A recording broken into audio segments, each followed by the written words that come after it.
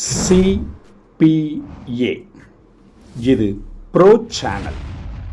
Chalk piece academy, design your future and educational channel. இந்த வீடியோவில் new syllabus 2025 PGTRB பொருளியல் பாடத்திற்காக model exam unit 3 part number 2. இதற்கு முன்னாடி யூனிட் 1, யூனிட் 2 பாடங்களிலிருந்து பல வீடியோக்கள் வெளிவந்துள்ளன. அதையும் நீங்கள் பார்க்கவில்லை என்றால் பார்த்துவிட்டு அதனுடைய தொடர்ச்சியான யூனிட் 3 பார்ட் 1 ஏற்கனவே வெளியாகியுள்ளது. இது அதனுடைய தொடர்ச்சியான பார்ட் 2 ஆகும். இந்த வீடியோவில் உங்களுக்கு வினாக்கள் மட்டும் வழங்கப்படும். அதை பார்த்து நீங்கள் தேர்வாக எழுதி இதற்கென்று உள்ள வாட்ஸ்அப் குழுவில் உங்களது விடைகளை அனுப்ப வேண்டும்.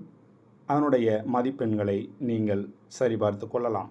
இதனுடைய PDF ஃபைலானது உங்களது வாட்ஸ்அப் நம்பருக்கு அனுப்பப்படும். உங்களது வாட்ஸ்அப் நம்பருக்கு இதனுடைய விடைகளுடன் கூடிய PDF ஃபைல் கிடைக்க வேண்டுமென்றால் நீங்கள் நமது சேனலின் மாத சந்தாதாரராக இருக்க வேண்டும். அப்பொழுதுதான் உங்களுக்கு PDF ஃபைலானது அனுப்பி வைக்கப்படும். அதற்கான விவரங்களை பெறுவதற்கு இந்த வீடியோவில் காண்பிக்கக்கூடிய வாட்ஸ்அப் நம்பரை தொடர்பு கொள்ளுங்கள். இப்போ நம்ம இந்த வீடியோவினுடைய முதல் கேள்விக்கு போகலாம். இது யூனிட் 3 பார்ட் நம்பர் 2க்காக பணவியல் வங்கி என்ற பாடத்திலிருந்து எடுக்கப்பட்டுள்ள வினாக்களின் தொகுப்பாகும். ஏற்கனவே 25 வினாக்கள் வெளியாகி உள்ளது. இப்பொழுது அதன் தொடர்ச்சியான 26வது கேள்வியை தான் இதிலிருந்து பார்க்க போகிறோம். ஒரு பேப்பரையும் பேனாவையும் எடுத்துக்கொண்டு உங்களது விடைகளை ABCD என்று மட்டும் எழுதி நமது குழுவில் பகிர வேண்டும். இப்பொழுது 26வது கேள்வி பார்க்குறோம். வாணிப சுழற்சியின் 3வது கட்டம் டேஷ். வாணிப சுழற்சியின் 3வது கட்டம் டேஷ். இதனுடைய ஆப்ஷன்ஸ் மீட்சி, பூரிப்பு கட்டம், பின்னிறக்கம், மந்தம். 27வது கேள்வி. பொருளாதார நடவடிக்கைகள் மந்த நிலையில் ஆழத்தில் விழுந்துவிட்டால் வெளியார் உதவியின்றி தானே மீள இயலாத நிலையை குறிக்க டேஷ் என்ற கருத்து பயன்படுத்தப்படுகிறது. பொருளாதார நடவடிக்கைகள் மந்த நிலையில் ஆழத்தில் விழுந்துவிட்டால் வெளியார் உதவியின்றி தானே மீளாத நிலையை குறிக்க டேஷ் என்ற கருத்து பயன்படுத்தப்படுகிறது. இதனுடைய ஆப்ஷன்ஸ் தேக்க வீக்கம், தொட்டி, மீள் பணவீக்கம், குளம்.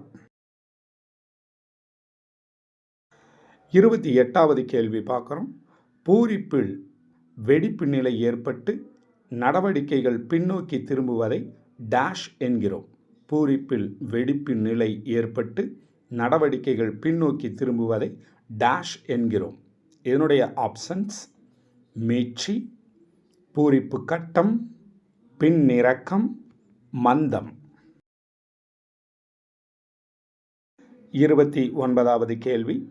வணிகச் சுழற்சியில் வங்கி கடன் தேவைகள் உயரக்கூடிய நிலை டேஷ் ஆகும்.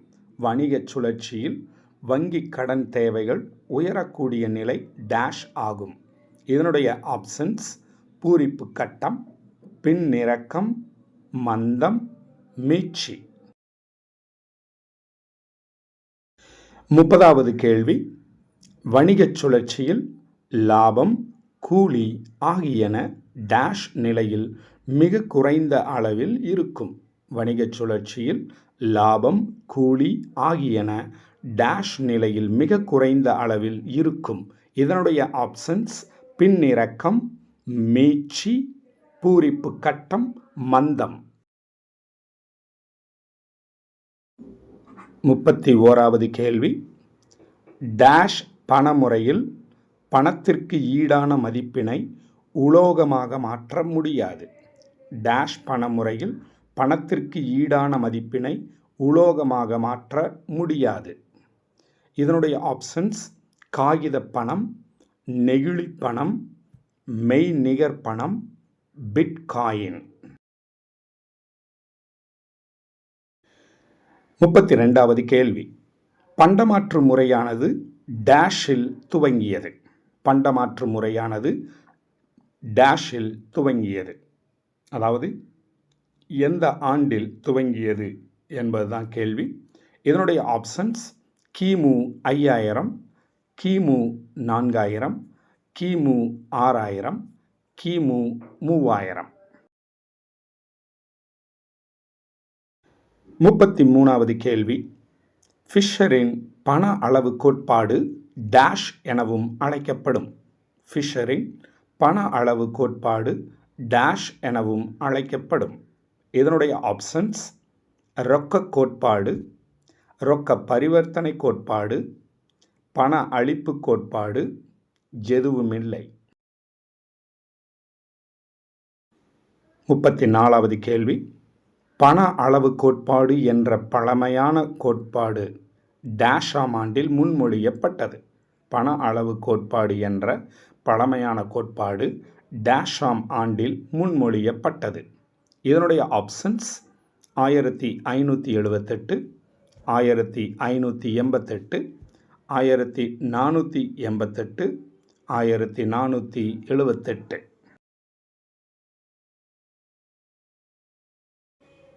35வது கேள்வி. ஃபிஷரின் சமன்பாடான mv = pt இல் t என்பது டேஷை குறிக்கும். ஃபிஷரின் சமன்பாடான mv = pt இல் t என்பது டேஷை குறிக்கும். இதனுடைய ஆப்ஷன்ஸ் மொத்த பண அளவு, பணத்தின் சுழற்சி வேகம், பொது விலை மட்டம், வாணிபத்தின் அளவு. 36வது கேள்வி. கீன்ஸின் சமன்பாடான P = n/k இல் n என்பது டேஷை குறிக்கும். கீன்ஸின் சமன்பாடான P = n/k இல் n என்பது டேஷை குறிக்கும். இதனுடைய ஆப்ஷன்ஸ் வருமானத்தின் ஒரு பகுதி, நுகர்ச்சி பொருட்களின் விலை, மொத்த பண அளிப்பு, எதுவுமில்லை.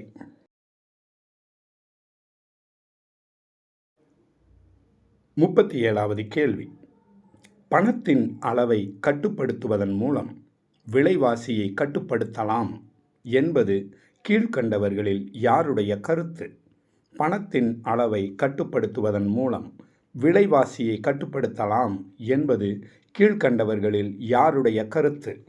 இதனுடைய options Marshall, Irving Fisher, Adam Smith, Keynes. அடுத்து 38வது கேள்வி பார்க்குறோம். இர்விங் ஃபிஷரின் சமன்பாடான PV = mv + m⁴ × v⁴ இல் v⁴ என்பது டேஷை குறிக்கும். இர்விங் ஃபிஷரின் சமன்பாடான PV = mv + m⁴ × v⁴ இல் v⁴ என்பது டேஷை குறிக்கும். இதனுடைய ஆப்ஷன்ஸ் பொது விலை மட்டம், வங்கி கடன் பணத்தின் சுழற்சி வேகம், வங்கி கடன் பணத்தின் அளவு, மொத்த வாணிபத்தின் அளவு. அடுத்து 39வது கேள்வி.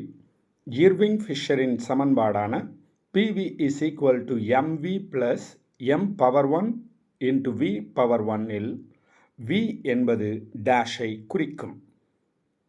இர்விங் ஃபிஷரின் சமன்பாடான PV = mv + m⁴ v⁴ இல் v என்பது டேஷை குறிக்கும். இதனுடைய ஆப்ஷன்ஸ் பொது விலை மட்டம், பணத்தின் சுழற்சி வேகம், வங்கி கடன் பணத்தின் அளவு, மொத்த வாணிபத்தின் அளவு. இதில் வரக்கூடிய ஒவ்வொரு வினாக்களும் ஒரு சிறு சிறு வித்தியாசங்களுடன் வெளிவரும். அதனை நன்கு கூர்ந்து கவனித்து உங்களது விடைகளை எழுதுங்கள். சரியான விடையாக அமையும்.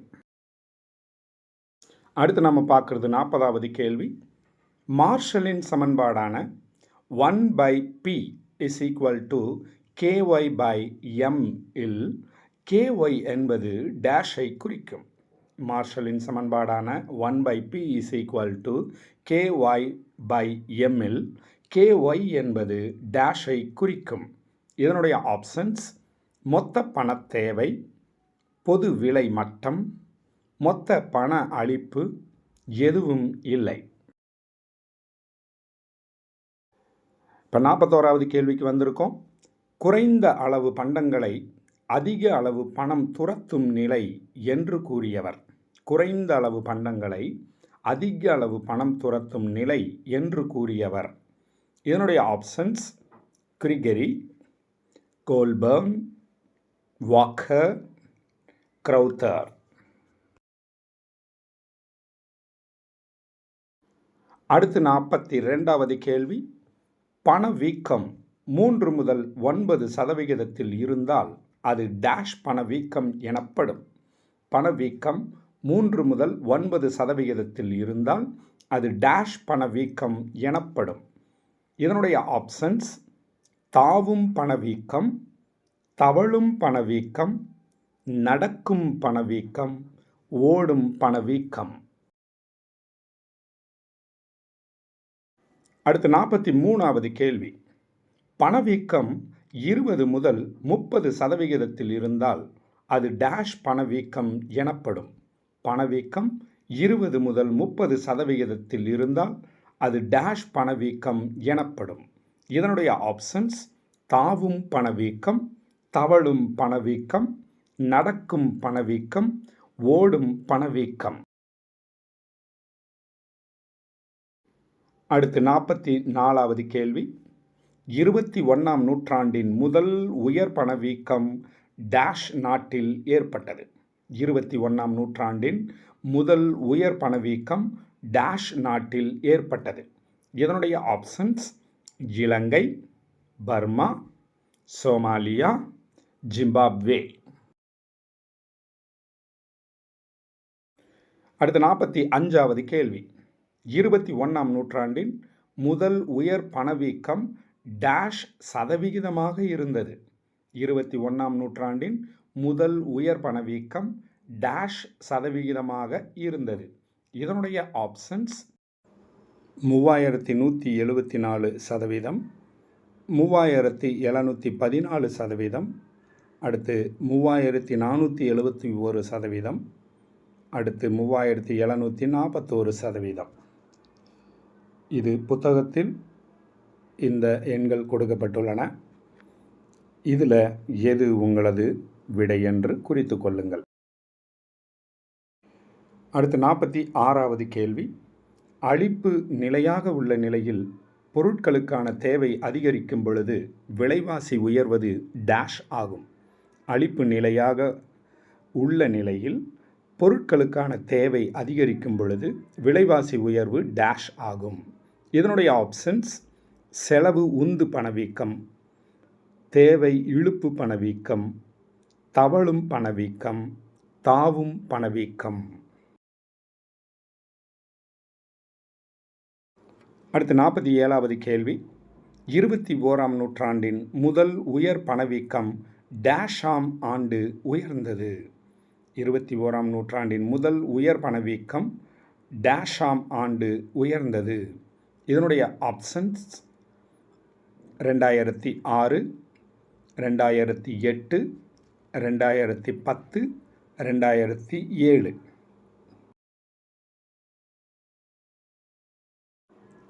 நாற்பத்தி 8வது கேள்வி. கடன் பத்திரங்களில் முதலீடு செய்தோர் பணவீக்க காலத்தில் டேஷை சந்திப்பார்கள். கடன் பத்திரங்களில் முதலீடு செய்தோர் பணவீக்க காலத்தில் டேஷ் சந்திப்பார்கள். இதனுடைய ஆப்ஷன்ஸ் இழப்பை, லாபத்தை, நிலையான உயர்வை, எதுவுமில்லை. 49வது கேள்வி பார்க்குறோம். வாணிபச் சுழற்சியில் டேஷ் கட்டத்தில் நிறுவனங்கள் தோல்வியடைய துவங்கும். வாணிப சுழற்சியில் டேஷ் கட்டத்தில் நிறுவனங்கள் தோல்வியடைய துவங்கும். இதனுடைய ஆப்ஷன்ஸ் மந்தமான கட்டத்தில், பூரிப்பான கட்டத்தில், பின்னிறக்கமான கட்டத்தில், மீட்சி கட்டத்தில். அடுத்து 50வது கேள்வி, இந்த வீடியோவினுடைய இறுதி கேள்வி. பங்கு முதலீட்டாளர்கள் பணவீக்க காலத்தில் டேஷ் அடைவார்கள். பங்கு முதலீட்டாளர்கள் பணவீக்க காலத்தில் டேஷ் அடைவார்கள். இதனுடைய ஆப்ஷன்ஸ் லாபம், நட்டம், அதிக கடன், எதுவுமில்லை. அன்பார்ந்த ஆசிரிய பெருமக்களை, நீங்கள் இதற்கான விடையை எழுதி முடித்திருப்பீர்கள் என்று நம்புகிறோம். இதனுடைய விடைகளை நமது வாட்ஸ்அப் குழுவில் பகிர்ந்து உங்களது மதிப்பெண்களை சரிபார்த்து கொள்ளுங்கள். இந்த வீடியோவை நீங்கள் முதலாக பார்க்குறீங்கன்னா, இதற்கான விடைகள் உங்களுக்கு தேவைப்பட்டால் இந்த வீடியோவில் காண்பிக்கக்கூடிய வாட்ஸ்அப் நம்பரை தொடர்பு கொண்டு விளக்கங்கள் பெற்றுக்கொள்ளவும். மீண்டும் அடுத்த வீடியோவில் சந்திப்போம். வாழ்த்துகளுடன் உங்கள் சாக்பீஸ் அகாடமி.